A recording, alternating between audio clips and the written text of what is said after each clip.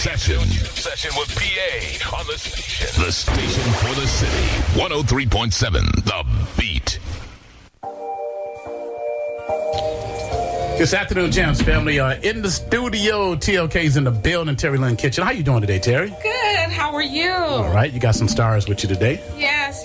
And it's always great to be here. Hello out there in the community, building wealth. My wealth builders. Wealth builders. I like that. Yes. We have James Kitchen Hey. on the mic here today, and we have Christian Booker. Brian Christian Booker in the house today with us. That's Junior? Yes, that's... You call him BJ or what? No, we call him Christian. You call him Christian? Middle name, Christian. Okay, Yeah, all right. Well, welcome. So, is it about money today? Are we talking about money? We're talking about economics? What are we talking about? We're talking about wealth. Wealth. And building wealth. Woo. With home ownership. Home ownership, building wealth. How soon should we start thinking about building wealth? Immediately. As soon as you graduate high school, there are no millionaires that do not own their home. Facts. And how important, so that process is intimidating to some people. I've talked to people who just want to rent. They're comfortable renting. How can you get them out of their comfort zone? Well, I think first and foremost, you can get comfortable with something the more you practice it. So you can start purchasing real estate at the age of 18. So I think the sooner the better. An example is if you're going off to college and you have the means, or you're going to get student loan. I shouldn't be saying it, but you're going to get loans. Use as down payments, buy property. Let me stop. I took my student loan. I'll be honest with you. I took my student loan. It was $2,500. I bought me some DJing equipment. Well, that's an investment, though. You made money from it. And I thank God, while I was in college, I didn't have to ask my parents for a dime. Wow. A dime. Like, I take pride. Now, they gave me a car now to go to college. Mm-hmm. So I used their vehicle to get around. Mm-hmm. My brother let me stay with him, so I didn't have no rent to worry about. Right. But so it was easy to maintain. But I took that $2,500, and the rest is history. Yeah, you became an entrepreneur, though. You were doing your own thing. So you were your own boss. You invested that money into something that you were passionate about, and then you made money on top of that. Yeah. So I'm sure you doubled your investment. Oh, yeah. A lot more. Yeah. A lot more. Well, talk a little bit more about it, James. Well, wealth comparison between owners and renters in 2019. Renters' wealth was $7,300. Owners was $295,000 in 2019. That was the difference between renters and owners. Now, in 22, renters are $10,000.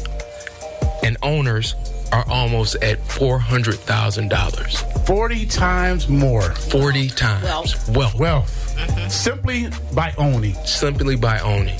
And those renters can make that jump to being an owner. Like, what's that process like? Well, there's so many different ways. I mean, if you're not capable, if you don't have the credit score right now, nor do you have the funds down, but if you have the credit score, everyone's giving away down payment assistance. Like I said last time, $15,000 from the city of Muskegon if you buy, and $10,000 through the state of Michigan if you buy in the state. So you don't need that should not stop you if you don't have your money saved. But if you don't have the credit score, you should be looking at creative financing strategies. So, for example, letting the seller finance the deal. And there are so many different ways you can address that, but you can still get into the game of owning property through some type of purchase money mortgage, land contract, or lease with option. I mean, there's so many different creative scenarios depending on the seller and the seller needs that you can take over that home, become a home owner. And for example, we have a property, and I'm just going to it's in the city of Muskegon Heights, Hackley and Hoyt. You could get that property on land contract, and then if you don't want to stay in it, you can rent it out. And the land contract payment amount is $750 a month. So the rent these days for a 3-bedroom house with a basement and a garage is going to be $1,000 plus. So you're still going to have money left over, discretionary funds to spend on something else, or to put up and save, or to, but you got to think beyond where you're at. You got to get uncomfortable to be comfortable, to have a comfortable lifestyle. So that's the thing, is saying, okay, I don't know what I'm doing, but I want to learn this because I want to build wealth. I don't want to be have the average wealth of, $10,000. That's the average wealth of a renter versus having $400,000, $395,200, having that as your average wealth because you're investing in real estate. That's a good investment. Yes, it is. It's an awesome in Muskegon sitting Heights. there. Yeah. It's a big house. Yeah, it's brick. It's brick. And only $750 a month? Yes, land contract. How much down? He needs a substantial amount down, which may be, but let's talk about that when it comes to down payment. But let me tell you how much down: 25%, and the sales price is $115,000. So we're talking about roughly $28,000, give or take. So when you're talking about, okay, how can I come up with $28,000? Then there are multiple ways to come up with $28,000. It's just that we don't stretch our mind to think. For one thing is, what about the different avenues or payments you're already making? Go through assess your spending habits already and see what you need and what you don't need, what's a necessity and what you can do without. You may save $500 to $1,000 right there, and then go in and also check for a loan. See what you have that you can get a loan on, that you can use collateral, like an automobile or something. You can use that as collateral if it's paid off, and you can probably get $5,000 or $10,000. Because in the long run, when you get enough, and then when you get enough, even if you build up $15,000, then it's another property we can look at with that amount down, or we can go forward with this one and negotiate. But as you build up money, then you can start to see and think differently and do differently, so that you can build wealth. So I don't want to hear that I don't have that money down. There's ways. I know there's ways. Once you start looking at your finances and you start tapping into family member, mom, I need $1,000, dad, I need $1,000, and this isn't right. that. But when you really want something, you come up with that money. Right. And then once you get in there and you put your down payment down, now you owe the amount you owe is what? We're going to round it off and take 30 from the 115. So now you're going to owe $85,000 on the house. That's what it's going to appear on paper and with the county building. So you can refinance, get your credit score up, refinance, and tell everybody, I'm going to pay you back in less than 24 months, or 18 months, a year and a half. Refinance that, and once you refinance, you pay everybody back off because you have instant equity. Because if you pay that down, you're just paying it up front, but you owe way less. So now you got equity up to wazoo. She teaching over here. Equity, yeah, that's what you do. We teach you. That's how you build wealth. Yeah, that's how you build wealth. Yes. Now you use that equity, you pay off everybody, and if you need to do some repairs, you do that, or you put the money back because they're going to give you a checkbook. It's not. So it's really not a complicated process. No, It's not. You just got to stay the course and be patient, right? Yes. Right. So you was with an economist yesterday, and what did they say about the forecast? Because right now the housing market is not the best. No, and he kind of alluded to the fact that the interest rate is up, and a lot of people, their mindset is that it should be lower. Mm-hmm.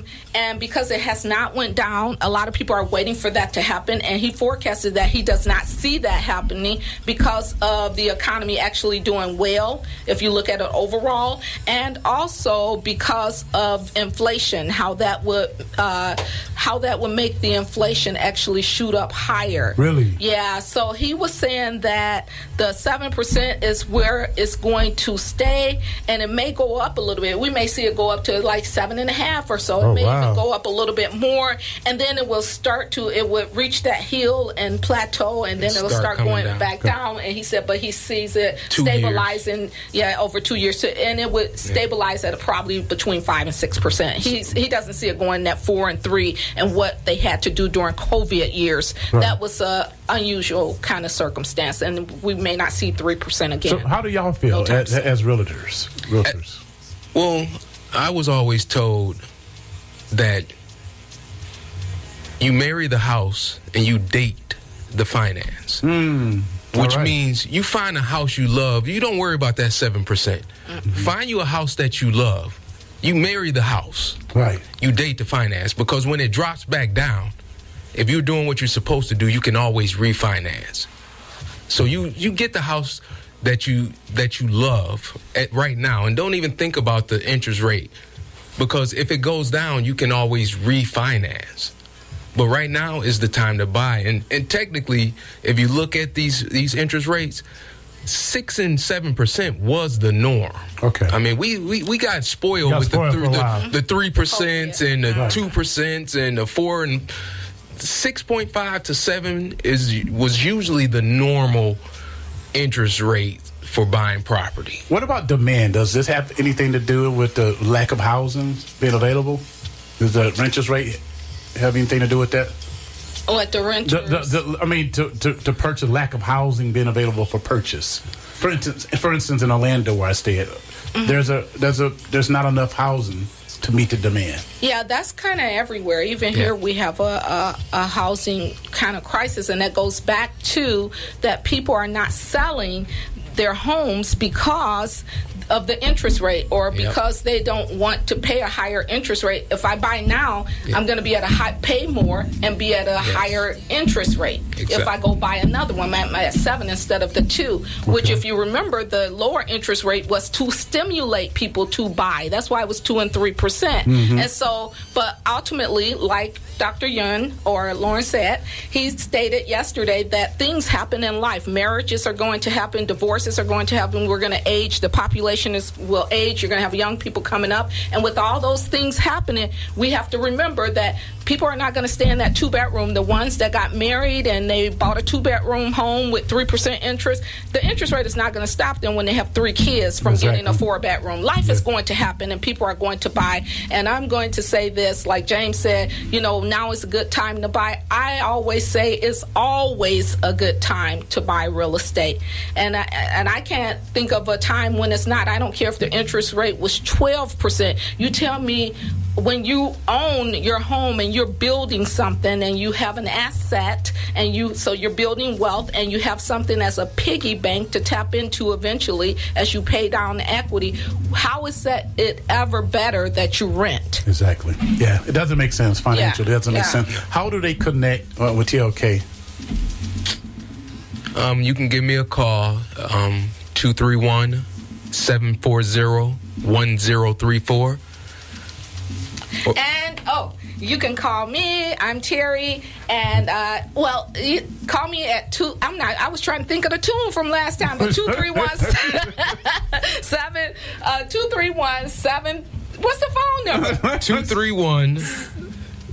231-375-8779. Look, I just had that's the office phone number. That's the office number. So you can call our office. Yeah, you can call the office, or you can stop in at 2340 Glaze Street, and just reach out to us and all the people that are renting, because we've all been there before and we go through that. But ultimately, we want you to build wealth. Know that we want you to build wealth, but everyone has to start someplace, and sometimes things happen in life where we have to go back to that part, and then we have to build up again. But don't get comfortable where you're at. Always reach for the stars. Well, you brought your young king with you today. What can you say about your young king, your son? I'm assuming he's your oldest son, probably. Youngest. He's the youngest. Oh, okay, all right. Baby boy. What can you say? He's not on the mic, but what can you say about him, and maybe people can look him up and check him out? Oh, yes. Stacks. SOS Stacks. He's also on... he's on so many things. YouTube, Spotify, Apple Music. Yeah, Apple Music. Yeah, look him up. All platforms. So who did he get his rapping skills from, James? From you? No, man, I used to flow back in the day now. Right. I used to flow back in the day, but he has a unique style that I love the way he can change up his style. I really like his music, and like I told Paul, I don't really listen to a lot of young rappers, but I listen to my nephew. Well, he looked like he's 30. He don't look like he's young. He look like he's 30. Stacks, yes.